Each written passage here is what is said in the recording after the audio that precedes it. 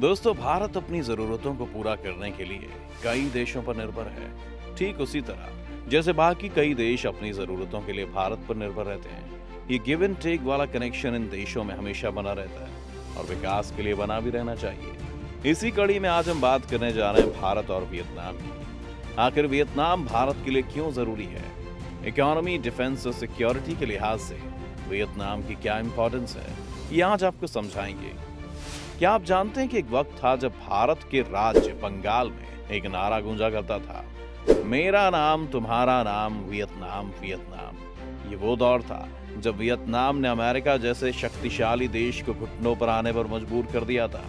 उस वक्त भारत वियतनाम के साथ मजबूती से खड़ा था। दोनों देशों के बीच के रिश्तों को सबसे पहले मजबूती देने का काम भारत के पहले प्रधानमंत्री जवाहरलाल नेहरू और वियतनाम के लीडर हो ची मिन ने किया था। दिलचस्प बात यह है कि साल 1972 में दोनों के बीच जो डिप्लोमेटिक टाई हुआ, ये रिश्ता उससे पहले ही स्थापित हो चुका था। ये खुशी की बात है कि भारत और वियतनाम अपने बीच रिश्तों की मजबूती के 50 साल पूरे कर चुका है। दोनों देशों के बीच एक मुद्दा हमेशा से कॉमन रहा है। ये मुद्दा कुछ और नहीं बल्कि चीन है। चीन का जो आक्रामक रवैया है, उससे भारत भी परेशान है और वियतनाम भी। एक बार फिर दोनों देश चीन को लेकर बातचीत का दौर आगे बढ़ा रहे हैं। चीन और वियतनाम में पार्सनल आइलैंड और स्प्रैटली आइलैंड के बीच विवाद है, जबकि चीन और भारत में गलवान घाटी को लेकर विवाद है। कुछ वक्त पहले तो ये भी खबर आई है कि भारतीय सेना पर नजर रखने के लिए चीन ब्रह्मपुत्र नदी पर एक बहुत बड़ा डैम बना रहा है। अगर ये डैम बनता है तो भारत में कभी भी बाढ़ और कभी भी सूखे के हालात पैदा हो जाएंगे। हालांकि इस स्थिति से निपटने के लिए भारत ने भी एक डैम बनाने का प्लान बनाया है। देखा जाए तो चीन की मनमर्जी इन दोनों देशों के लिए बड़ी टेंशन है। ऐसे में भारत और वियतनाम के बीच का प्राइमरी टॉपिक चीन ही रहता है। हाल ही में रक्षा मंत्री राजनाथ सिंह के वियतनाम दौरे के दौरान दोनों देशों ने joint vision statement of the India Vietnam defence partnership towards 2030 पर साइन किए थे। 50 सालों में दोनों देशों के बीच ऐसा एग्रीमेंट पहली बार हुआ, जिसके मुताबिक दोनों देश एक दूसरे की आर्मी फैसिलिटीज का इस्तेमाल कर सकते हैं। जाहिर है कि चीन के नापाक मंसूबों को ध्यान में रखते हुए फैसला लिया गया है। साल 2014 में जब वियतनाम के पीएम भारत आए थे तो दोनों देशों के बीच की मिलिट्री को लेकर एक समझौता हुआ था। $100 मिलियन के इस करार के मुताबिक भारत वियतनाम की सेना को 4 गश्ती बोट देगा। इसके बाद वियतनाम की सेना के लिए अतिरिक्त सैन्य मदद भी पेश की गई थी। भारत वियतनाम के बीच के रिश्ते दिन पर दिन गहरे होते जा रहे हैं, क्योंकि दोनों देश एक दूसरे की समस्या भी समझते हैं और उसका समाधान भी करना चाहते हैं। हालांकि ये शुरुआत उस वक्त हुई जब वियतनाम में भारत की संस्कृति की झलक दिखाई दी। इसके बाद लोगों ने इस देश की तरफ रुख करना शुरू किया। वियतनाम की आर्ट और आर्किटेक्चर में ये झलक साफ दिखाई पड़ती है। दोनों देश के संबंध सिर्फ कल्चर इंटरेक्शन तक ही सीमित नहीं रहे, बल्कि और भी कई वजहों से रिश्तों में मजबूती आई। ऐसा इसलिए क्योंकि भारत ने वक्त वक्त पर वियतनाम की मदद की। 20वीं शताब्दी में वियतनाम में द पीस प्रोसेस में भी भारत ने अहम योगदान दिया। फिर चाहे वियतनाम को फ्रांस के कॉलोनियल नियम से छुटकारा दिलाया हो या फिर अमेरिका से लड़ रहे वियतनाम के साथ कंधे से कंधा मिलाकर खड़ा रहा हो, भारत ने साउथ और नॉर्थ वियतनाम का यूनिफिकेशन कराने में भी बहुत इंपॉर्टेंट रोल प्ले किया है। ऐसा सिर्फ भारत ही कर सकता था, क्योंकि भारत के इन दोनों देशों से अच्छे संबंध थे।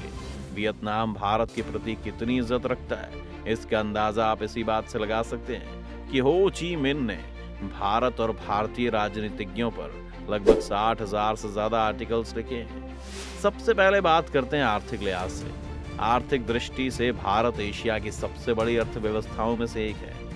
अनुमान है कि दोनों देशों के बीच लगभग $8 बिलियन का व्यापार हुआ है। अब दोनों देशों ने इस व्यापार को 15 बिलियन से भी ज्यादा करने का आह्वान किया है। वियतनाम टूरिज्म के लिहाज से भारतीयों के लिए बहुत अहम है। इसके साथ साथ वियतनाम भारतीय कंपनियों के लिए एक बहुत आकर्षक डेस्टिनेशन भी है। यहाँ पर भारत के तकरीबन $1 बिलियन की 68 परियोजनाएं चल रही हैं, जिन्हें दिन पर दिन बढ़ाया जा रहा है। इसके अलावा भारतीय बाजारों में वियतनाम की कई कंपनियां अपनी उपस्थिति दर्ज करा रही हैं। भारत में वियतनाम का निवेश कई $बिलियन का है। भारत वियतनाम के टॉप 10 व्यापारी साझेदारों में से एक है। वियतनाम भारत के व्यापारिक साझेदारों में 28वें पायदान पर है। साल 2020 तक के आंकड़ों की माने तो भारत ने वियतनाम में 111 प्रोजेक्ट में निवेश कर रखा है। इसमें लगभग $530 मिलियन लगा हुआ है। इंडियन कंपनियों ने तेल और गैस, खनिज उत्खनन, चीनी फैक्ट्री, एग्रोकेमिकल, आईटी सहित तमाम क्षेत्रों में निवेश कर रखा है।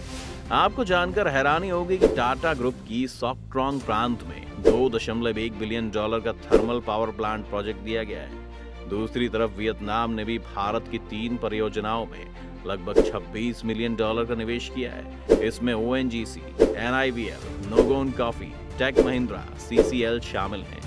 क्या आप जानते हैं कि वियतनाम भारत पर इतना भरोसा करता है कि उसने भारत को दक्षिण चीन सागर में तेल और गैस के दोहन के लिए निवेश करने का पूरा अधिकार दे रखा है। वियतनाम का मानना है कि भारत जिस समुद्री इलाके में गैस का दोहन कर रहा है वो वियतनाम के क्षेत्र में आता है। हाँ, वो बात अलग है कि चीन इस पर भी अपना दावा ठोकता है और भारत को आंख दिखाता है। खैर, अब आपको बताते हैं कि वियतनाम भारत का कैसे अहम सामरिक हिस्सेदार है। प्रधानमंत्री नरेंद्र मोदी की लीडरशिप में भारत की ईस्ट पॉलिसी में वियतनाम अहम सामरिक हिस्सेदार है।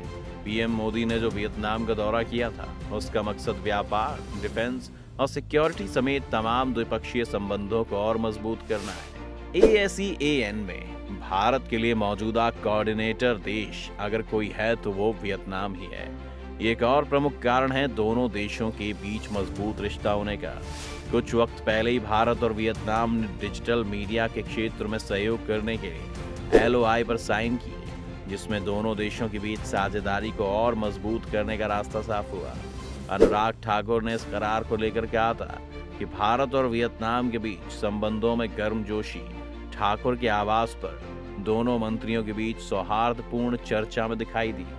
आपको बताते चलें कि East Asia Summit, ASEAN Region Forum, ASEAN Defence Ministers Meeting Plus और मेकोंग गंगा कोऑपरेशन यानी MCG जैसे मल्टीलेटरल मैकेनिज्म में दोनों देश एक दूसरे का साथ देते हुए नजर आते हैं।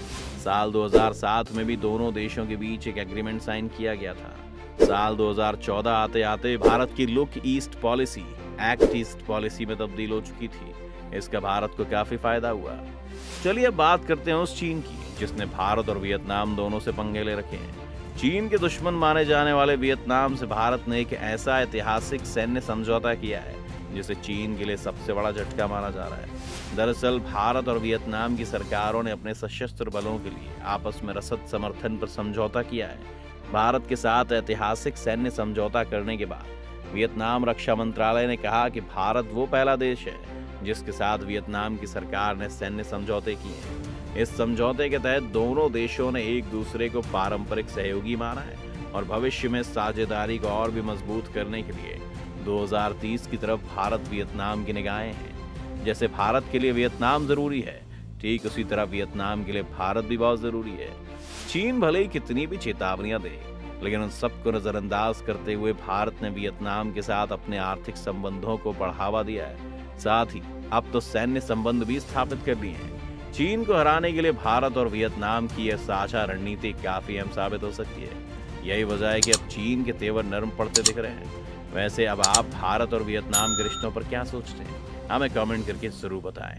साथ ही आपको हमारा वीडियो कैसा लगा, अपनी राय जरूर साझा करें।